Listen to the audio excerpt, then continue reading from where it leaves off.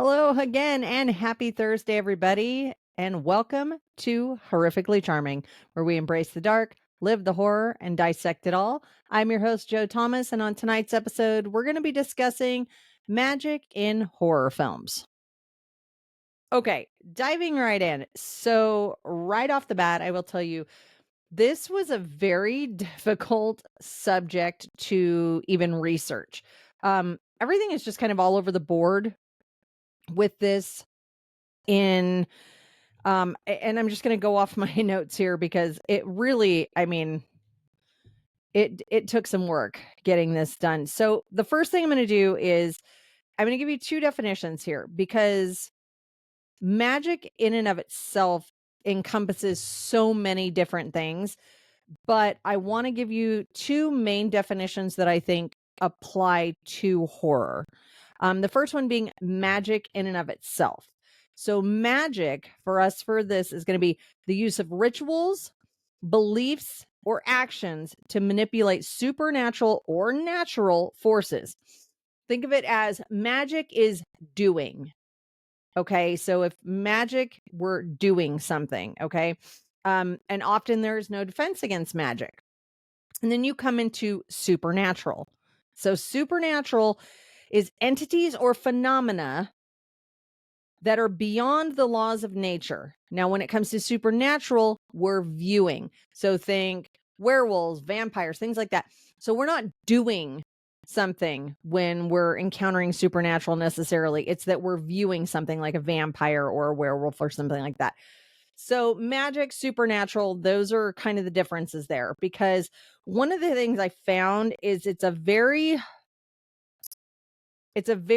hard definition to really just be like this is the clear of where it goes into horror when you're talking about magic. So again, this was not an easy subject to research at all. One of the things that I'll clarify is so in and forgive me, I wrote it down and I can't find the paper that I wrote it down on, but in magic there are four different really kinds of magic. There's cruelty and revenge, there is bloodline, there is like haunted grounds, and then there is like devil or the occult kind of thing. So those are kind of the four different magic things. And again, we're talking magic, not necessarily supernatural, although the differentiation between the two when it comes to horror is very hard to clarify in some movies. And we'll get into that a little bit later. So for me, when in doing the research that I did on this subject, what I found is that horror and magic, very much like horror and sex, if you listen to last week's episode, are very intertwined. I mean, literally the very first horror movie, which, well, what is considered the very first horror movie, and it's in French, guys. It's Le Manière du Diablo. It's from 1896. Okay, it's 3 minutes long, but literally this very first horror movie has magic in it. So magic and horror have literally, as far as cinema, have been together since the beginning.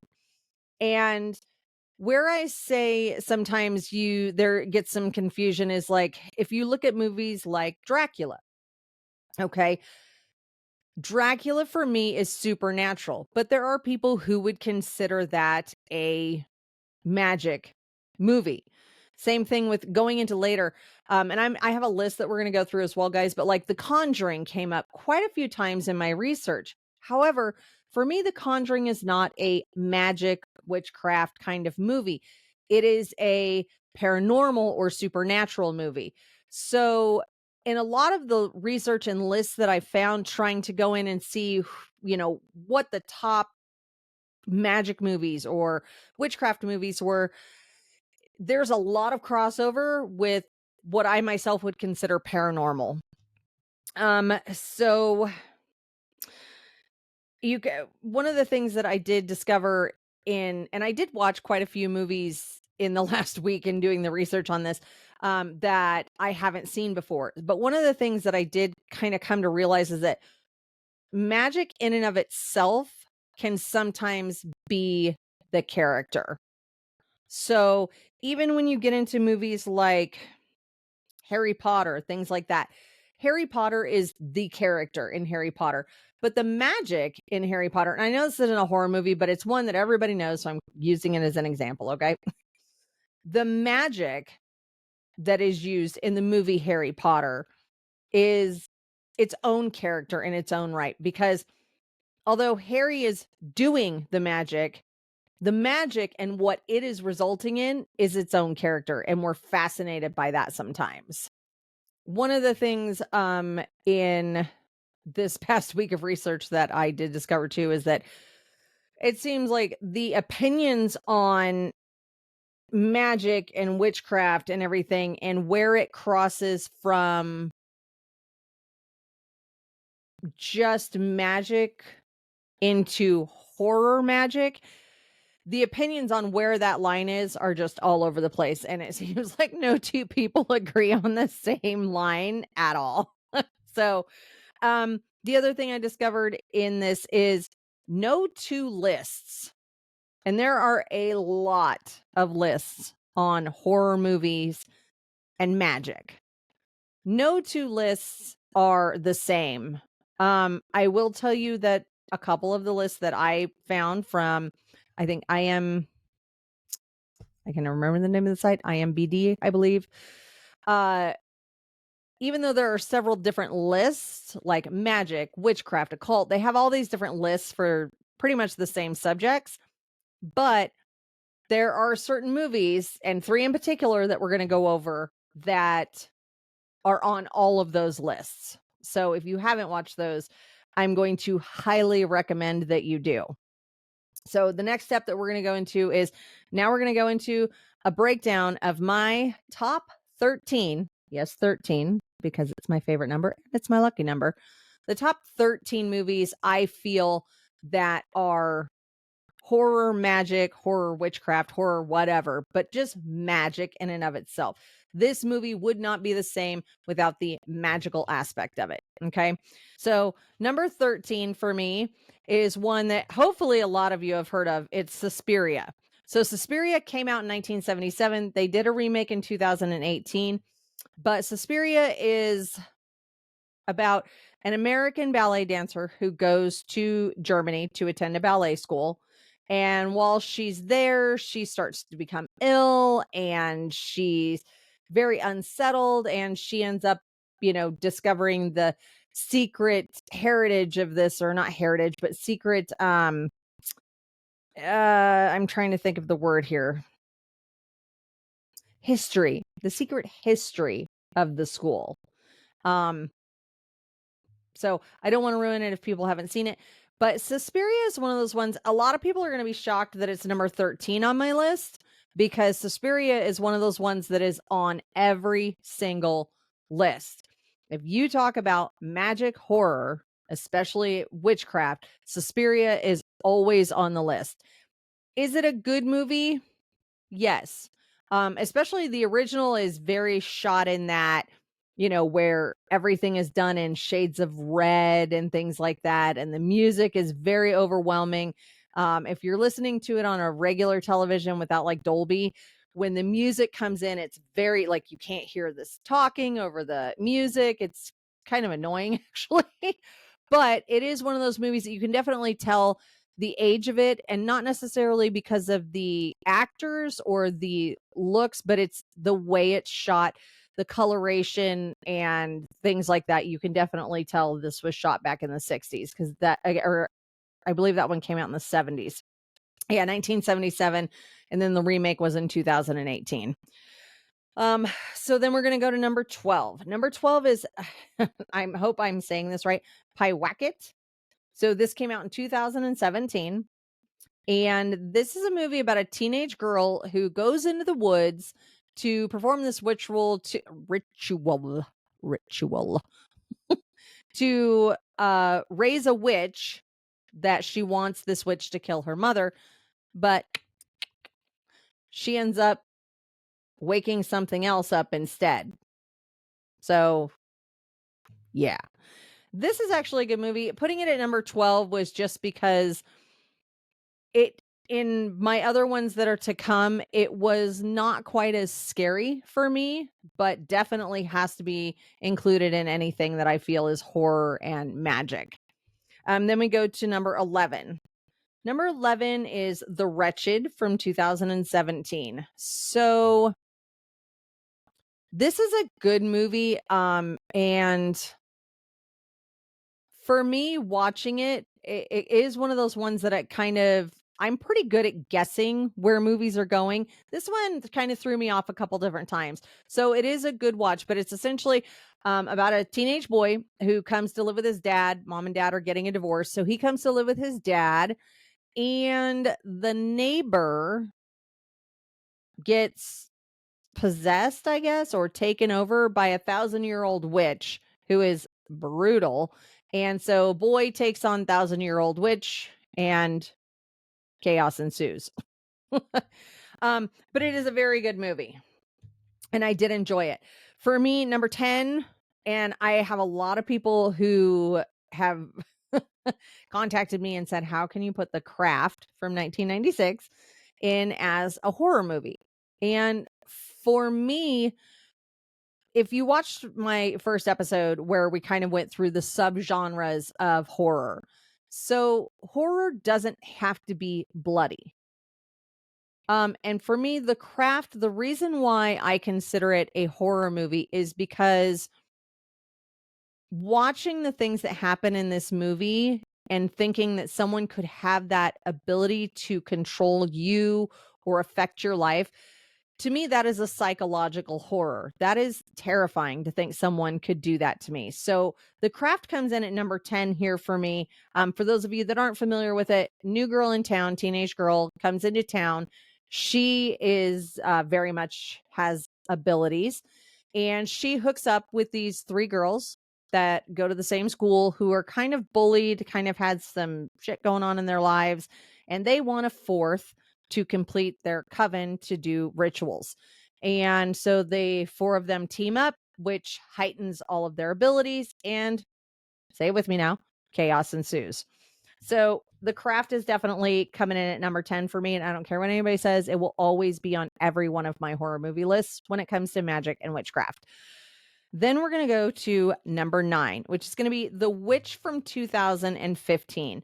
So The Witch, I don't know if it necessarily scared me as much as The Witch for me was very much a realistic movie in the aspect of magic and witchcraft. I have to look at my notes on this one. So it's back in the, I want to say 17th century. I believe it's, 17th century, so 1600s.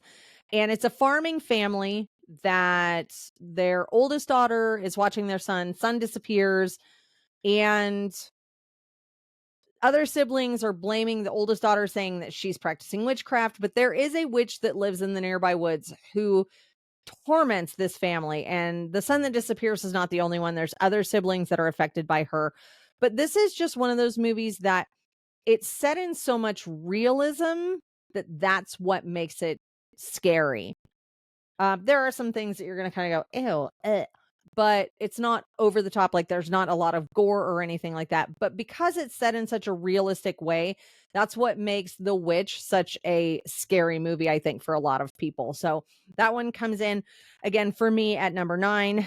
Number 8, hopefully a lot of you have heard of this one, is Rosemary's Baby. 1968, goes into the occult. I love this movie, and I recently, and I wish I could remember, I want to say it's called Apartment 7A, where in the original Rosemary's Baby, so newlyweds move into this gorgeous apartment building, and soon after, the husband starts to have a good run of luck in his acting career, things like that. She becomes pregnant, but then she starts to suspect that her neighbors are part of a satanic cult. And I'm not going to lie, this is an older movie, so I don't feel bad telling you, you're not wrong, or she's not wrong in thinking that. However, Rosemary's Baby will always be a classic. If you haven't seen it, please go watch it. It is, I know it's dated, but it is such a good movie and it is such a good watch. If you watch Rosemary's Baby and then go and watch Apartment 7G, um, which is funny because in Rosemary's Baby, they talk about Terry. I can't remember her last name. It's an Italian last name, Giannaffo or something like that. And in the original Rosemary's Baby, she dies. Roman and Minnie, who are they own the apartment next door, kind of take her in and get her back on her feet, things like that. But then she ends up dying. So Apartment 7G is the story of her, of Terry. So I was watching it going, hold on, why does this sound so familiar? Minnie and Roman, I'm really confused right now on what's happening. Is this a remake of Rosemary's Baby or what is happening here? And it wasn't a remake of Rosemary's Baby. It was the story of Terry, which I thought was absolute genius. And I really enjoyed the movie in and of itself, but it really made it special realizing that it was this story of kind of a B character in the original Rosemary's Baby. So again, Rosemary's Baby's coming in at number 8 for me, guys. And then we're going to attach that as number 8B is going to be Apartment 7A. All right. Going to number 7. This movie has messed a lot of people up, folks. Hereditary. So Toni Collette is one of my absolute favorite actresses of all time. And seeing her in this movie really fucked me up because I'm used to her being comedy or rom-coms, things like that, you know? So I was not ready for her in this movie. Hereditary came out in 2018. And so the matriarch of the family dies, her mom, Toni Collette's character, and I can't remember her name, I apologize.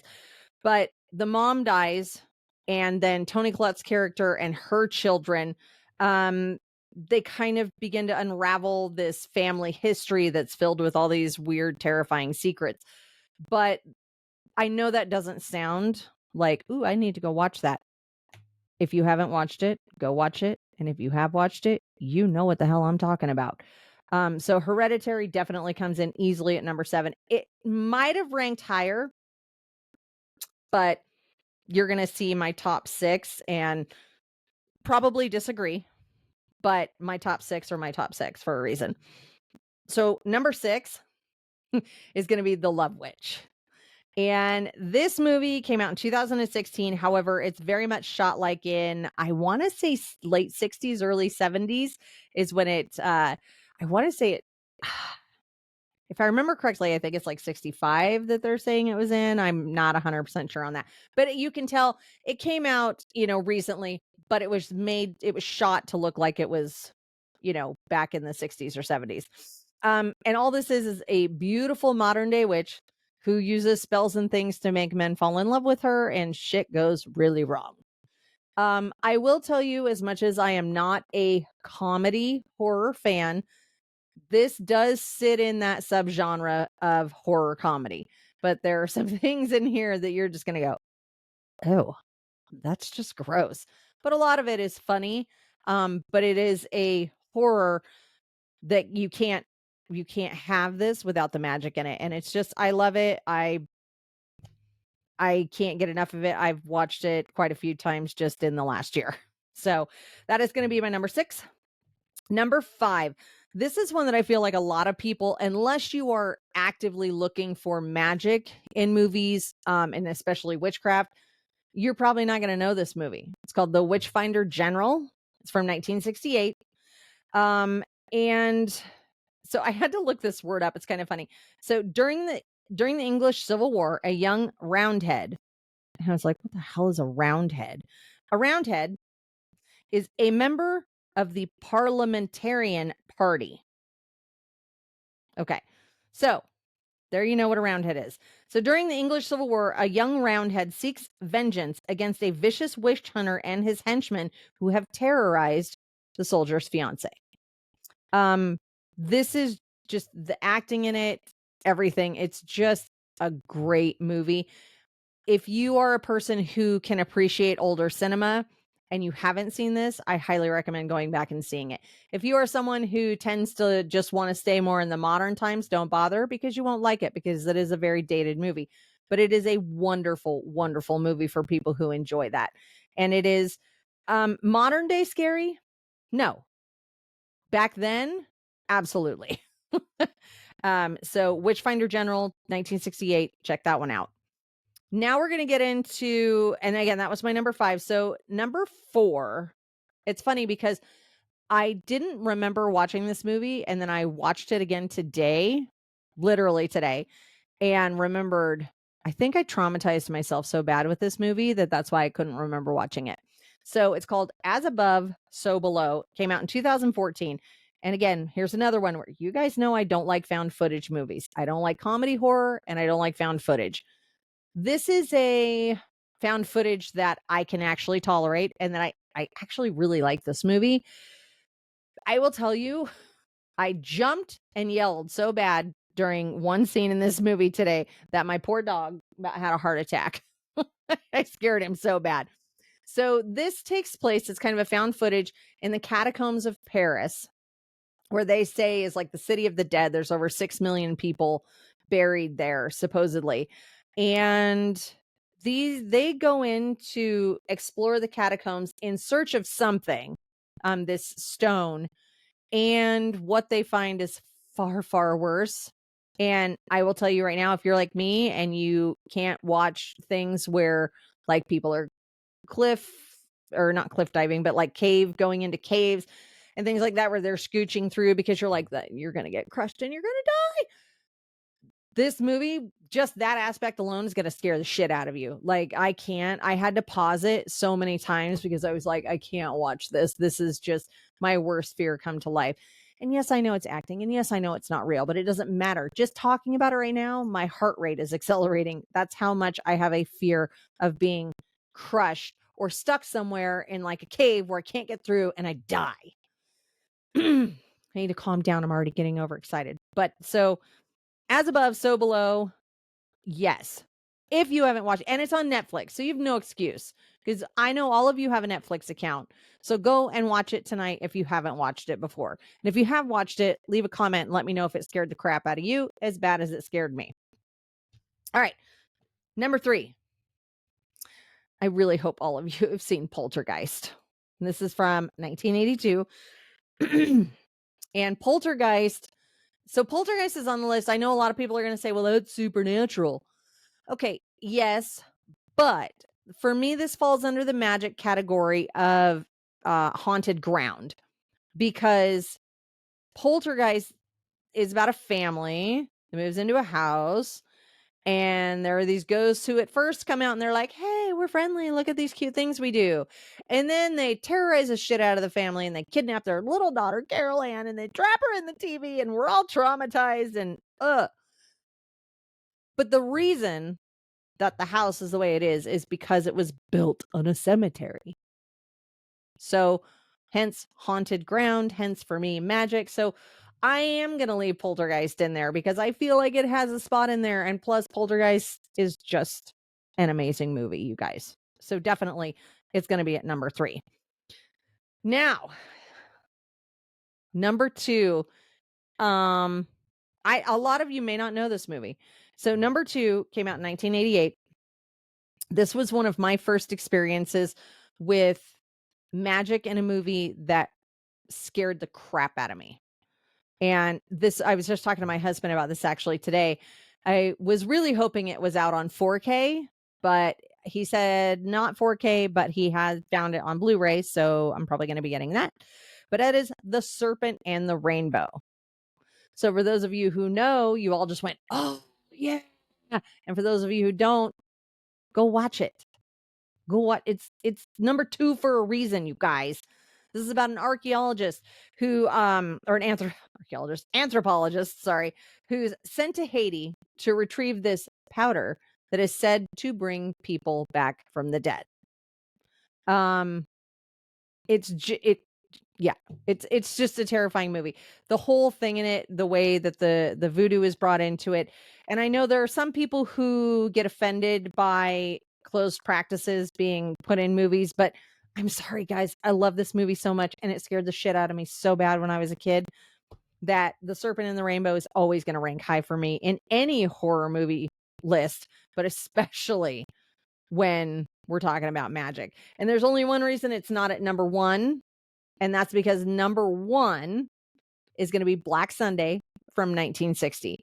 So, Black Sunday, again, if you're not into older, if you're not somebody who goes back and watches like the old horror movies, then you probably haven't seen Black Sunday. You probably haven't heard of Black Sunday. But Black Sunday came out in 1960, and it is about a witch named Asa.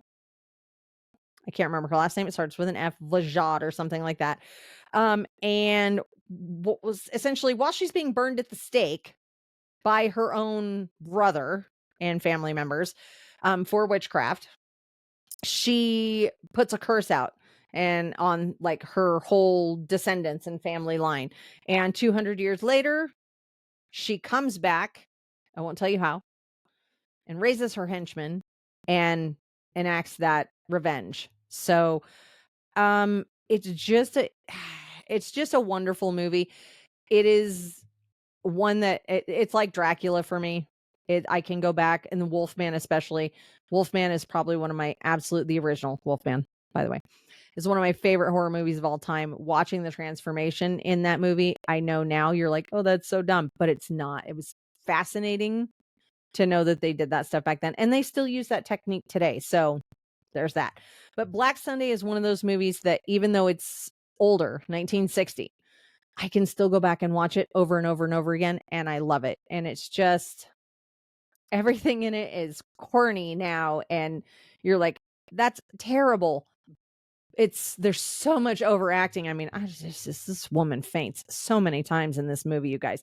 But you have to remember that that's how it was back then. So Black Sunday is going to be my absolute number one for magic in horror movies of all time. So I know there's going to be a lot of people who are like, I can't believe you left this off the list. So just so you guys get an idea, okay, these are just two of the lists that I compiled. This one has, I want to say, 60 different ones on it. This one has 85. Okay. Of these two lists, okay, the only three movies that cross over on these two lists that are like top 10 are Black Sunday, Suspiria, and The Witch. And like I said, Suspiria will always be in the top for these movies. If you haven't seen it, I do recommend. If you just can't bring yourself to watch the 1977 one, then go watch the 2018 one.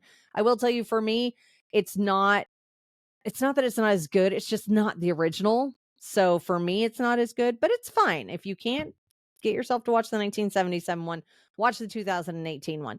So you at least have an idea of what people are talking about. The Witch, 2015, go watch it. It's a good movie. And then Black Sunday, they have not done a remake.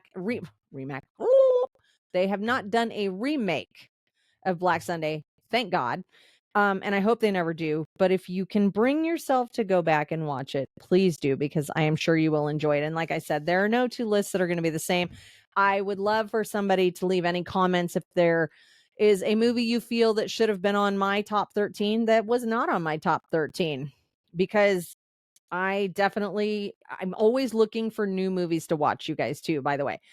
By no means, I mean, I can't tell you, in this list of 85, okay, which, by the way, there are a lot on here. So I crossed off any that weren't American made, because I cannot watch subtitles.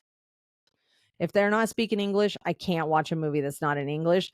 That's in just subtitles. It drives me crazy, and not because of the subtitles, but because the mouth doesn't match the words, and I hate it. So I crossed those off. And then I tried to highlight like ones I've seen or ones I think I've seen out of this 85. Okay. And this is just magic in horror. I like 10. There's like some of these I've never even heard of, and I can't believe I haven't heard of them. So now I'm on a mission to watch as many of these as I can. In fact, when I'm done recording this, I'm going to go watch. I believe I decided for tonight, I was going to watch. I don't know how I feel about that. Oh, Beezel, Beeezel came out this year, actually, or maybe it's coming out this year. I highlighted it to watch though, so we'll see what happens. So, anyways, guys, that's going to be it for this third episode of Horrifically Charming. Again, this is only possible because of you guys. Well, and because of this microphone, but hey, I appreciate all the support you guys have given. Remember, I think I figured out how to link like the socials on the different platforms. So we are now on Spotify, iHeart, Amazon Music, Apple Podcast. I feel like there's one more that I always forget, but those four for sure. And the social media links should be on there as well. If not, you can always just go to Facebook, Instagram, or TikTok and look up Horrifically Charming, and you'll find me. So support on all the socials, please, guys. Liking and commenting really helps get us moving in the wonderful algorithm world. So please like, share, comment, all that stuff. And then next week, we are going to be going over my top picks for horror directors. All right, guys. So make sure you tune in for that. And until then, I am Joe Thomas. Thank you for coming and listening again, or watching for those of you who are watching. And I hope that every day is filled with horror and sprinkled with charm. Until next week, guys. Bye.